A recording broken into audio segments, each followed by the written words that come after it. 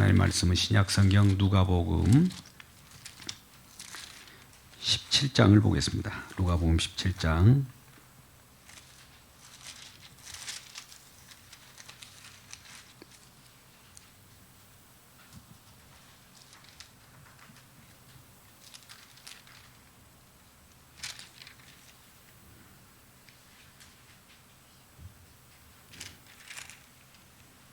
누가복음 17장 11절부터 19절까지 말씀 보겠습니다.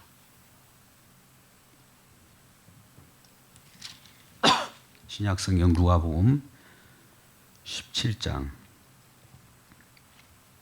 11절부터 19절까지 말씀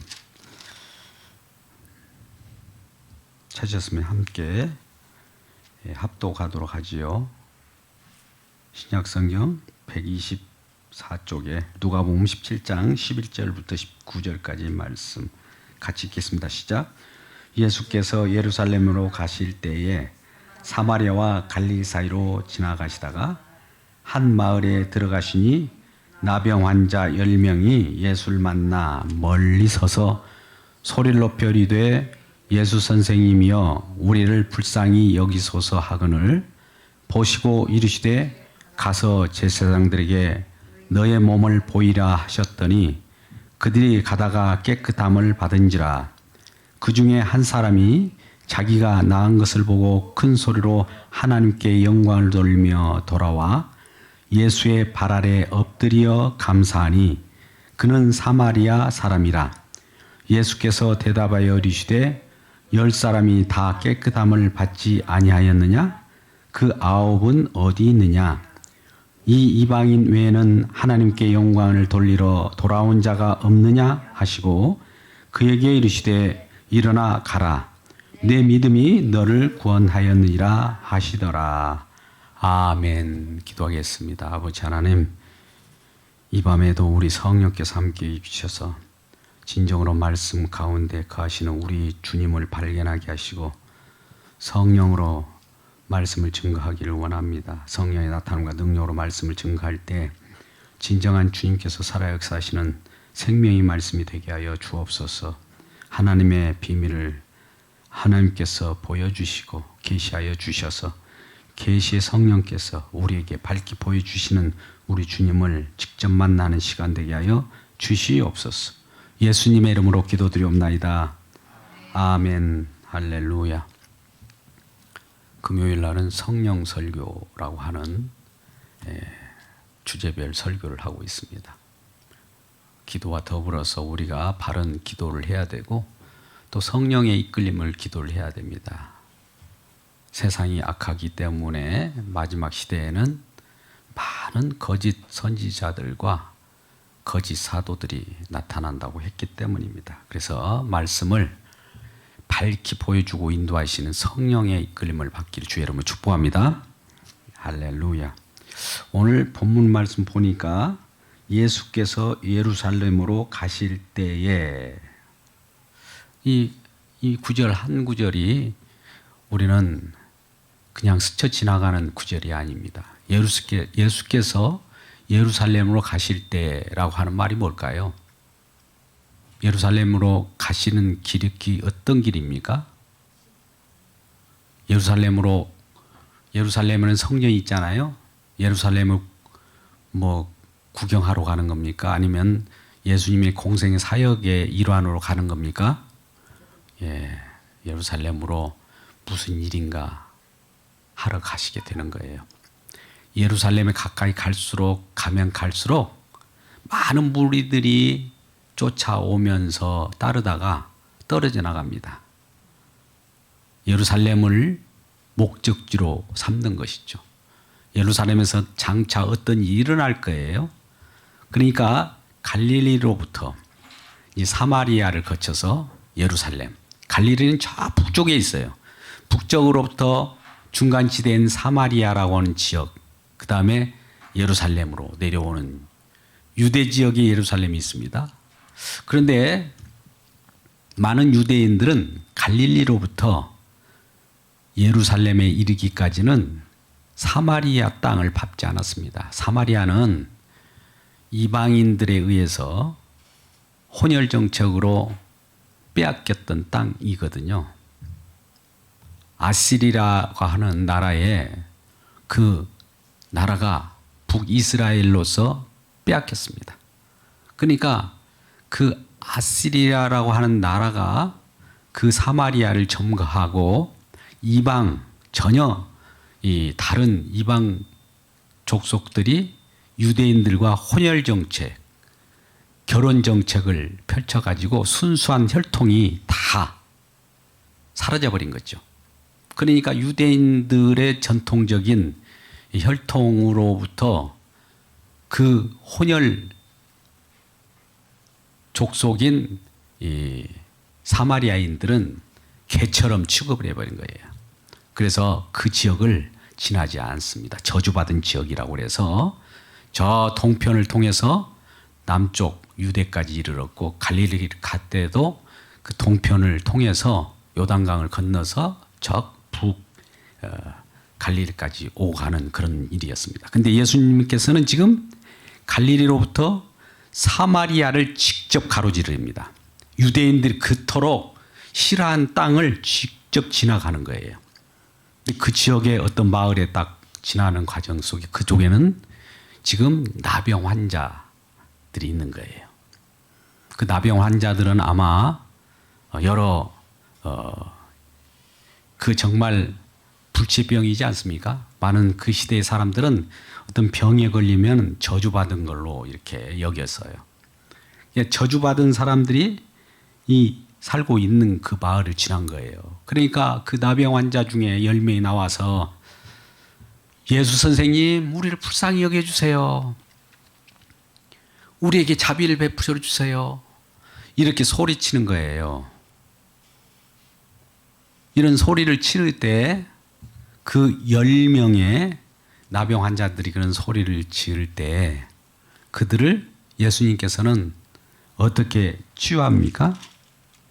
소리를 높여 이르되 예수 선생님이여 우리를 불쌍히 여기서 하는 것을 보시고 이르시되 예수님께서 말씀하셔서 가서 제사장들에게 너희 몸을 보이라. 예수님께서는 그들에게 말하기를 제사장에 가서 너희 몸을 보이라 이렇게 할 때 그들이 이제 그 말씀에 순종하는 거죠. 말씀에 순종합니다. 예수님의 말씀에 순종할 때 어떤 일이 벌어졌습니까? 가는 와중 속에 깨끗해졌어요. 자, 여기서 잘 보십시오. 지금 예수님 말씀을 순종하더니 그 제사장에 가다가 제사장에 가면서 깨끗함을 받아버린 거예요. 놀라운 치유, 병고침의 일이 벌어진 거죠. 기적의 역사가 일어났습니다.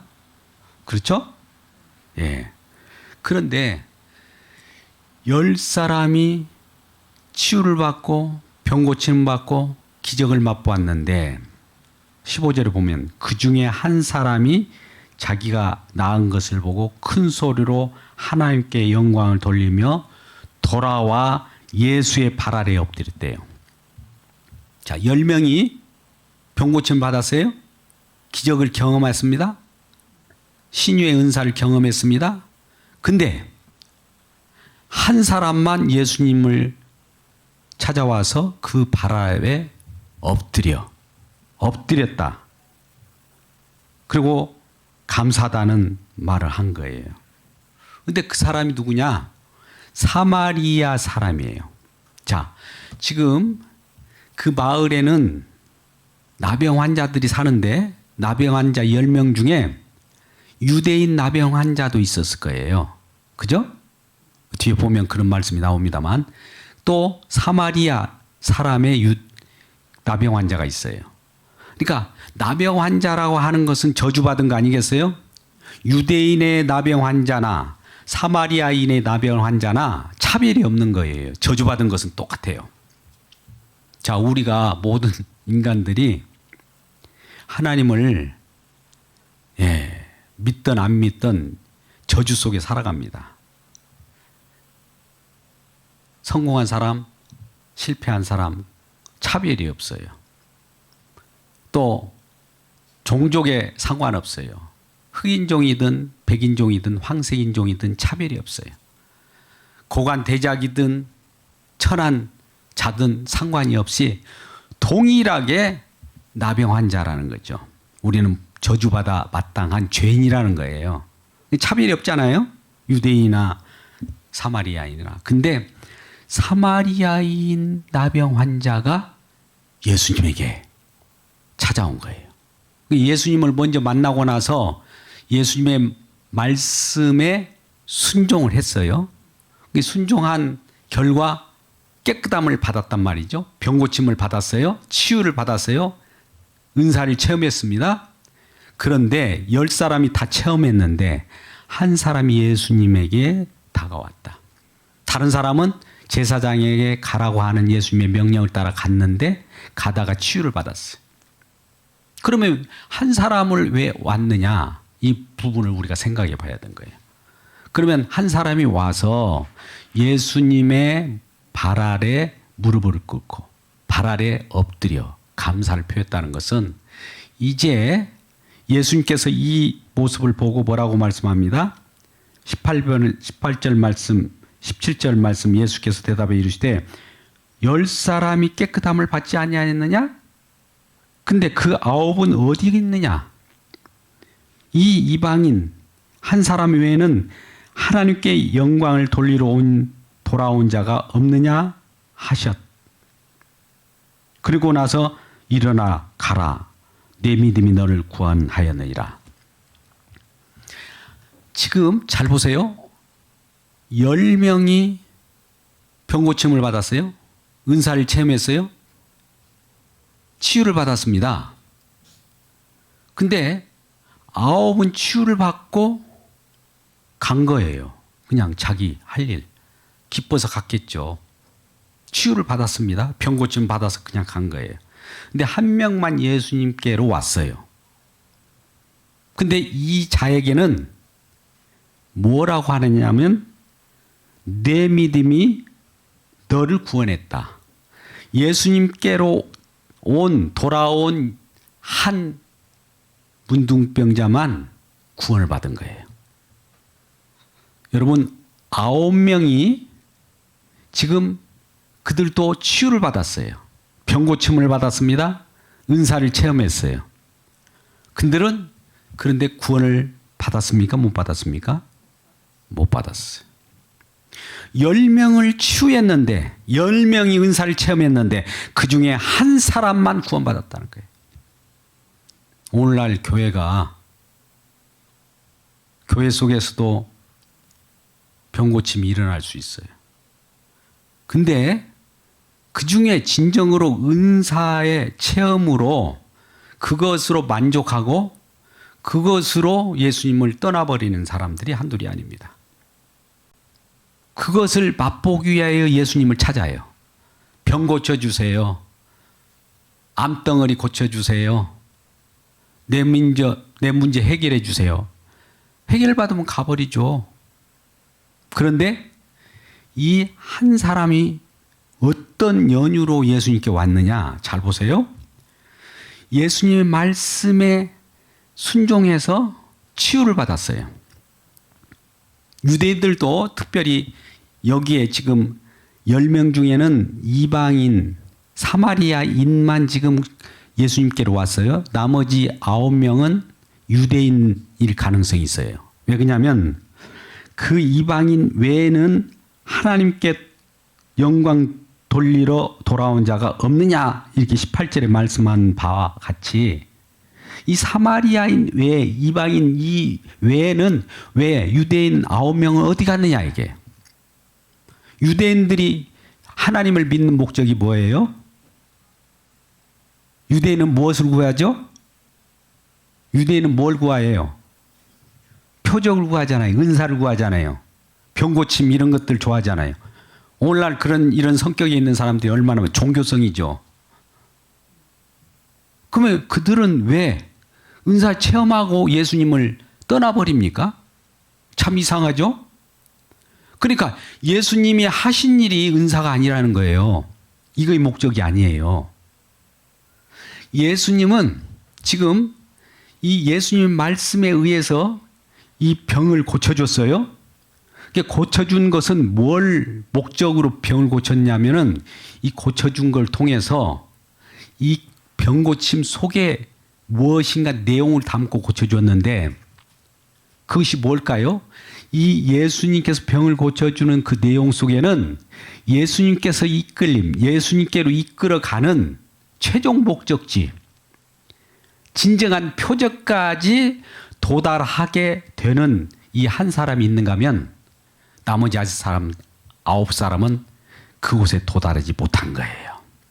자, 이 말씀을 이렇게 풀어드릴게요. 제사장에 가서 너희 몸을 보이라는, 깨끗함을 보이라는 거예요. 구약에 보면 여러분 한번 보세요. 레위기 13장에 보면 문둥병자, 나병 환자, 혈류증, 유출병 이런 것들은 정말 그 병이 옮겨지는 것이 급속도로 전염병이 되기 때문에 격리해서 살았어요. 오늘날 코로나19와 같이 처음에 격리시킨 것과 똑같아요. 같이 섞여져 살 수가 없어요.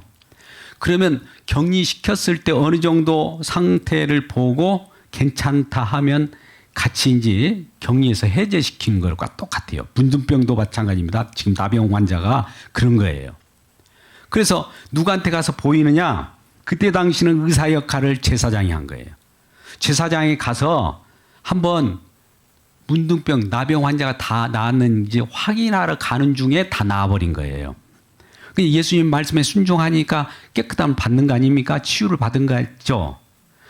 치유를 받았으되 이들은 은사를 체험했지만 잘 들으세요. 오늘날 은사주의자들 그런 것이 한국교회에 만연하기 때문에 예수님이 진정한 제사장이 예수님이잖아요. 예수님이 그리스도이시죠? 우리는 예수가 그리스도임을 믿는다는 말은 뭐예요?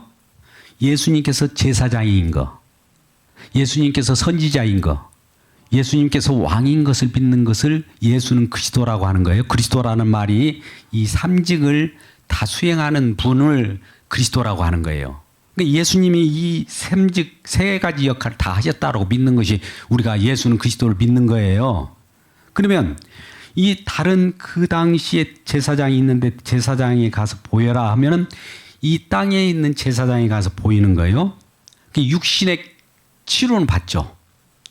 근데 완전한 하늘의 제사장, 진정한 제사장, 하늘에서 내려온 제사장이 누구예요? 예수님이 참 제사장인데 인간의 제사장에게 가더라도 육신적인 치유를 받았는데 하늘의 제사장까지는 오지 못한 거예요. 하늘의 제사장 누구라고요? 예수님께서 돌아와야 돼요. 근데 한 명은 돌아왔잖아요. 완전한 제사장에게 와야 구원이에요. 근데 이 땅의 많은 자들은 제사장 역할을 했어요. 그때 당시도 제사장이 있어요. 그들은 표적을 행하기도 하고 오늘날 선지자 역할을 하기도 하고 제사장 역할을 하는 사람도 많이 나타나지 않아요? 그 선지자나 제사장 역할을 하는 목회자라 할지라도 예수님에게로 가라고 예수님께로 인도하지 않으면 거기에서 머무르면 안 되는 거예요. 육신적인 치료를 받지만 영혼의 구원은 없어요. 우리가 예수를 믿는 것이 뭡니까? 육신적인 치료를 위한 겁니까? 영적인 구원입니까? 생명을 얻기 위한 겁니까? 이 땅에서 잠깐 몸 고치는 겁니까? 한 명만 예수님에게 돌아왔단 말이에요. 그러면 왜 유대인과 이방인은 구분했을까요? 왜 유대인은 왜 못 왔을까요? 유대인의 이 나병 환자들은 왜 예수님께 못 왔을까요? 그들은 그동안 표적만 구했기 때문에 표적을 다 만족해서 표적을 경험했기 때문에 예수를 떠나버린 거예요. 진정한 표적인 십자가까지 도달하지 못한 거예요. 예수님을 못 만난 거예요. 예수님이 기다리고 있는데 진정한 예수님을 찾아와야 하늘의 대제사장이 이 땅에 오셔서 너희가 완전히 영적으로 치유받았다는 거, 생명을 얻었다는 것을 선언해 줘야 되는데 한 사람만 그 앞에 나와서 무릎을 꿇은 거예요. 여러분, 오늘날 우리가 대제사장 예수님께서 오라고 할 때 그 표적까지, 진정한 표적인 십자가까지 돌아갈 겁니까? 아니면 십자가는 싫은 것이고 내가 은사 체험하고 경험하고 영적이란 표현으로 치유받았다는 식으로 해서 예수님의 십자가를 경험하지 못하는 그런 어리석은 자들이 얼마나 많습니까? 바리새인들도 지금도 예수를 못 만났어요. 유대인들이 지금 예수를 못 만나고 있습니다. 왜요? 그들은 온갖 경험을 다 했어요. 이스라엘 백성들이 얼마나 많은 경험을 했습니까? 얼마나 많은 하늘의 빛의 침, 은사를 체험하고 한 번 비춤을 얻고, 근데 예수님 진정한 표적까지, 진정한 표적, 기적, 진정한 주인을 만나지 못하고 거기서 미끄러져 나가버린 거예요.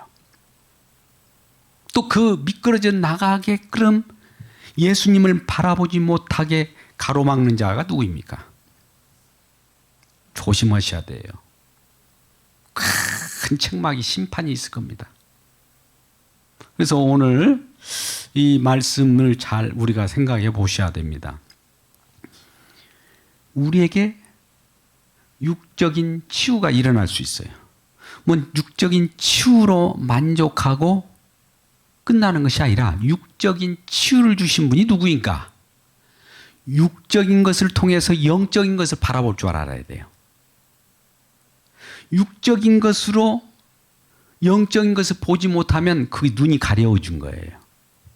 어둠이 가려버린 거예요. 하늘 세계를 보지 못한 거예요. 단지 육적인 육감으로 영감으로 착각하는 거라 이 말이에요. 제가 그러잖아요. 은사주의나 율법주의나 똑같다고. 율법주의가 뭐예요? 유대인들은 그걸 쫓아요. 육적인 것으로 어떤 것을 쫓는 것이 똑같은 형태입니다. 예수님을 만나지 못해요. 자기들이 다 행해버린 거래요.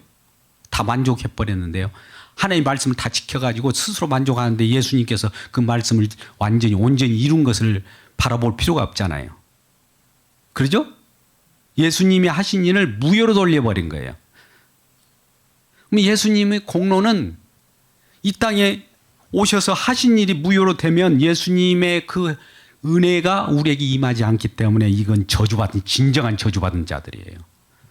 오늘날 이런 자들도 많기 때문에 누가복음 15장에 이런 말씀을 한 거예요. 물론 누가복음 17장입니다만 누가복음 5장에도 동일한 말씀이 있어요.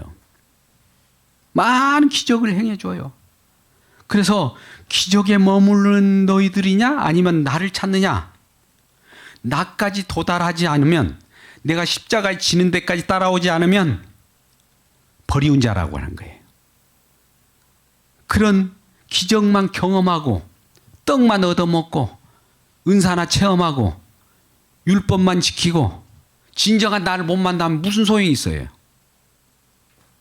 그래서 완성된 그것에서 다 이루는 곳까지 주님께서는 따라오라고 하는데 모든 인간은 하나도 도달하지 못했던데 문제가 있는 거예요. 그러면 어떻게 할까요?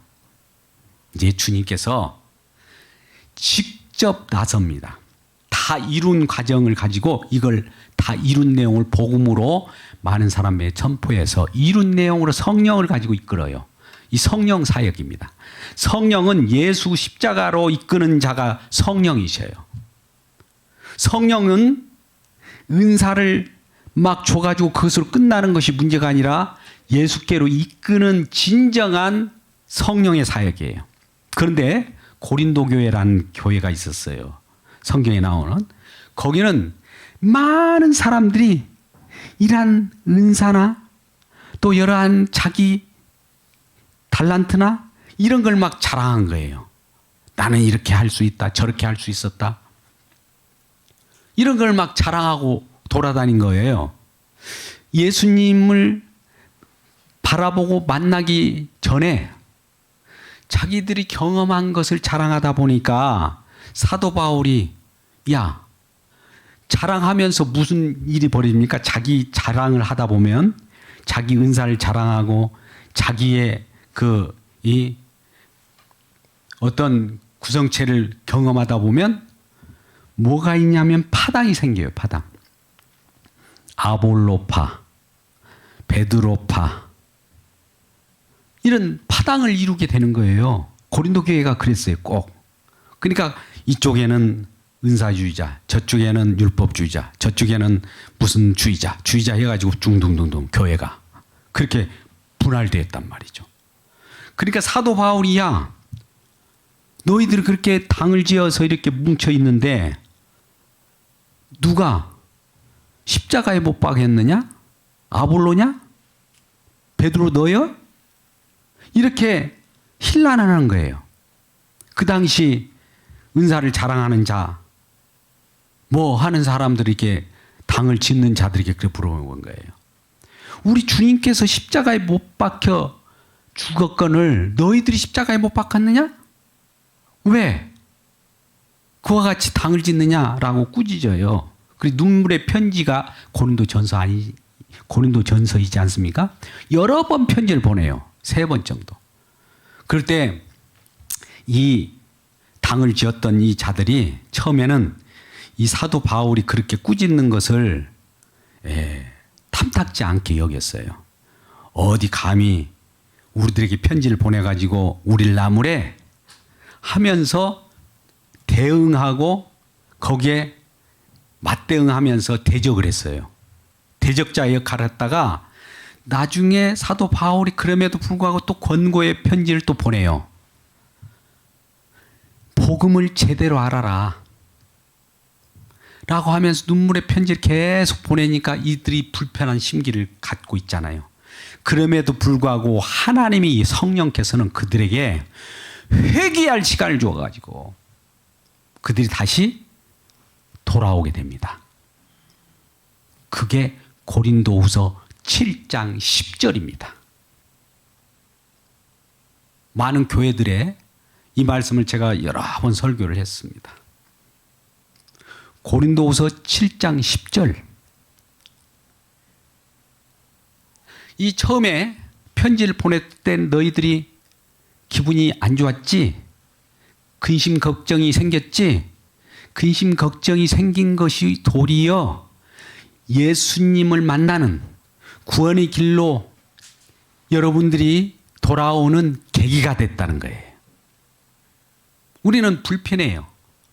어떤 말을 많은 사람이 자기 나름대로 열심히 합니다.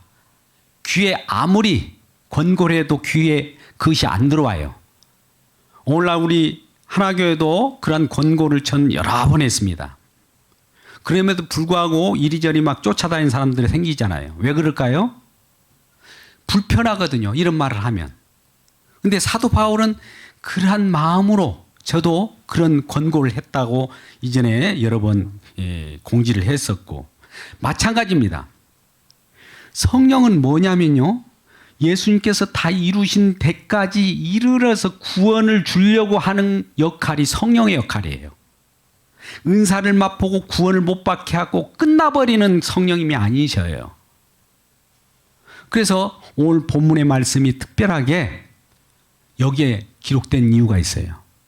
누가복음 17장뿐만 아니에요. 마태복음도 그러고 요한복음도 그러고 그 예수님께서 예루살렘으로 가는 도중에 기적들이 여러 기적들을 하나님 예수님께서 행하죠.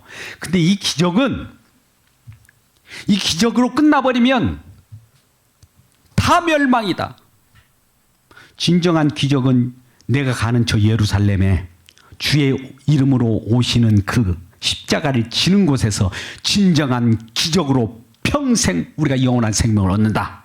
거기까지 도달하지 않으면 다 실패다라는 것을 가르쳐주기 위하여 일부러 저 북쪽 갈릴리로부터 사마리아를 거쳐서 예루살렘까지 가고 있는 거예요. 성령의 음성을 듣기를 주의 이름으로 축복합니다. 이 부분을 가지고 가면 이제 그 예수님께서 그 일을 왜 가는지를 모르잖아요. 예수님 제자들도 몰랐어요. 예수님이 십자가 지기 전까지는 이런 내용들을 기적만 또 떡만 먹으려고 하고 은사만 체험하려고 했었단 말이에요. 누구나 똑같아요. 그런데 예수님께서 십자가 지고 나서 성령을 보내고 우리가 성령을 받고 보니까 그 일이 십자가로 향하는 길이었고 중간에 탈락자들이 생긴다. 기적과 은사를 맛보고 예수님의 구원에 이르지 못한 사람이 많이 생긴다. 이걸 경고하는 겁니다. 여러분, 십자가를 경험하시길 주의 이름으로 축복합니다. 십자가를 경험하면 어떤 일이 벌어지는지 아세요? 이런 거예요. 우리가 십자가엔 사랑이라고 하잖아요. 십자가 사랑처럼 큰 것이 없잖아요. 다 사랑의 완성이니까요. 우리 사랑장을 한번 잠깐 마무리를 하자고요. 고린도전서 13장 8절 말씀 한번 보세요. 고린도전서니 13장이 사랑장이잖아요. 한번 13장 8절 말씀 띄워주실래요? 네. 안 띄워지면 우리 고린도전서 13장 8절 말씀을 찾아보시죠.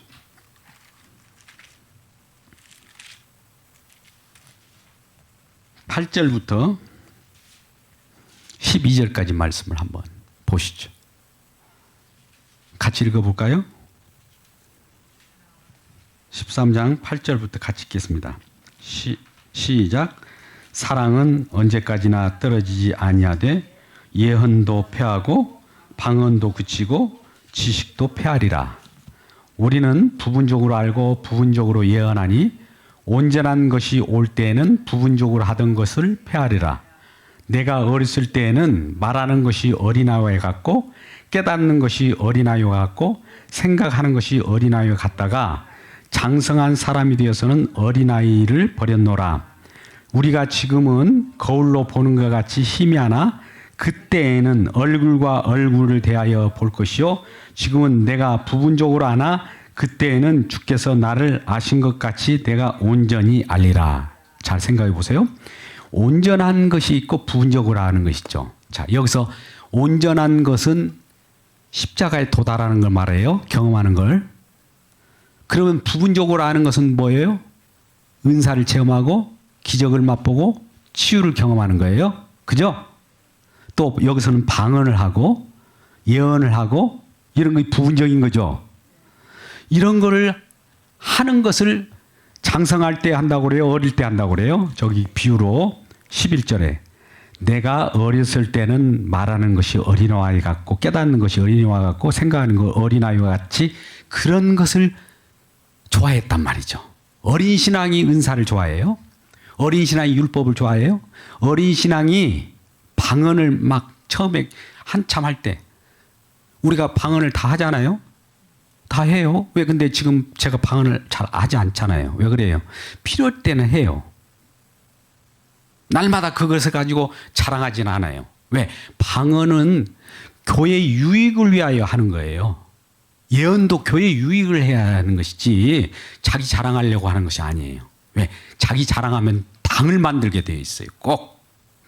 그래서 이 8절 말씀 보세요. 사랑은 언제나 떨어지지 않는다는 건 사랑이 이 십자가의 사랑이 완성이잖아요. 그러니까 그 이상 떨어질 것이 없어요. 떨어지지 않지만 예언도 패한단 말이죠. 예언이 어디에서 이루어졌기 때문에 패한 겁니까? 예언이 다 십자가에서 다 이루어졌어요. 구약 때 예언, 신약 때 예언. 어떻게 하리라 예수님께서 이 제자들과 함께 잔을 마시면서 언약의 피 포도주로 이 성만찬 하면서 내가 죽으리라 하는 그 언약의 그 예언도 다 이루고 나서 패하잖아요. 이루면 다 끝난 거예요. 방언이 뭐예요? 부분적으로 하는 어떤 애국어 같은 것인데 그것도 다 이루었고 그러니까 그것도 그치고 지식도 패해요. 모든 우리가 알고 있는 것들이 다 완료됐기 때문에 그것은 이제 과정 속에 어린아이와 같은 것을 버렸다. 진정한 주님을 만나버리면 만나기 위하여 과정들이 있었어요. 예수님께서 초기 사역에 이러한 사역들을 많이 합니다만 궁극적으로 도달됐을 때는 그런 것들을 다 완료했기 때문에 가는 과정 속에 어린아이와 같은 곳이구나. 장성한 분량이 이르러서 그것을 경험하면 우리는 어떨까요? 온전한 것을 얻었기 때문에 그 속에서 그리스도 안에서 우리의 과거를 바라보면서 이런 과정을 겪었다는 것을 알게 되는 거예요. 자, 이러한 과정을 우리가 볼 때 히브리서 6장 3절 말씀, 6장 2절 말씀을 한번 보자고요. 6장 2절 말씀에서 6절까지 말씀을 우리가 잘 보길 바랍니다. 히브리서 6장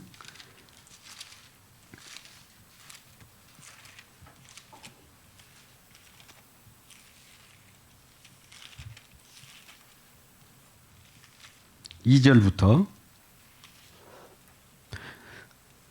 세례들과 안수와 죽은 자들의 부활과 영원한 심판에 관한 교훈의 털을 다시 닦지 말고 완전한 대로 나아가라. 완전한 데가 어딜까요? 그런데 완전한 대로 나가지 않는 자들이 있을 거예요.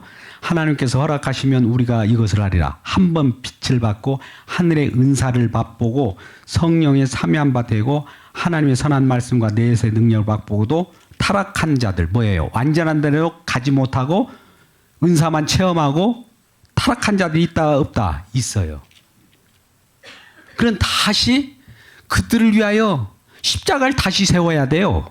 그들을 한번 타락해버렸으니까 예수님이 공로가 무효가 됐으니까 또 예수님 다시 와야 돼요. 그 일을 다시 해야 된단 말이죠. 그럼 예수님의 공로가 처음 그 공로가 무효가 되니까 하나님은 얼마나 모독당하는 겁니까? 이 말씀이에요. 자, 오늘 말씀을 정리합시다. 우리가 모든 내용들은 예수님의 진정한 표적인 십자가에서 구원의 완성이 이루어지고 십자가에서 생명이 우리에게 주어져요. 성령은 이것을 우리에게 보증하고 성령의 사역은 우리를 그 곳까지 이끌입니다. 이끄는 과정에서 우리들에게 오병이어와 같은 기적, 또 병고침의 은사 여러 가지 경험케 하십니다. 근데 거기에서 미끄러진 자들이 많이 나온다는 거예요. 아까 10명의 나병 환자 중에 9이 다 미끄러졌죠. 한 명만 예수님의 십자가까지 표적을 봐서 생명을 얻었고 9명은 다 은사도 치유도 병고침도 경험했지만 다 구원에서 탈락입니다. 이 부분을 우리가 명심하고 우리가 앞으로 이 금요일 날 성령 설교를 계속 해나가는데 이러한 부분에 영분별이 있기를 주님의 이름으로 축복합니다. 기도하겠습니다. 아버지 하나님, 주님의 은혜 가운데 평강을 주시고 우리에게 진정한 길인 예수 그리스도를 만나게 하여 주옵소서. 어떤 자라 할지라도 예수를 이름을 팔아서 유익을 삼아서도 안 되고 그 가는 과정 속에 완전한 대로 나가지 못하고 도중에 미끄러져서 타락한 자들이 한둘이 아닙니다. 한국교회도 그러한 강단들이 한때 많이 있었습니다만 그들이 다 사라지고 말았습니다. 우리 주님, 진정한 예수님의 복음의 생명까지 도달할 수 있는 성령의 인도함을 받게 하여 주시옵소서. 예수님의 이름으로 기도드리옵나이다. 아멘.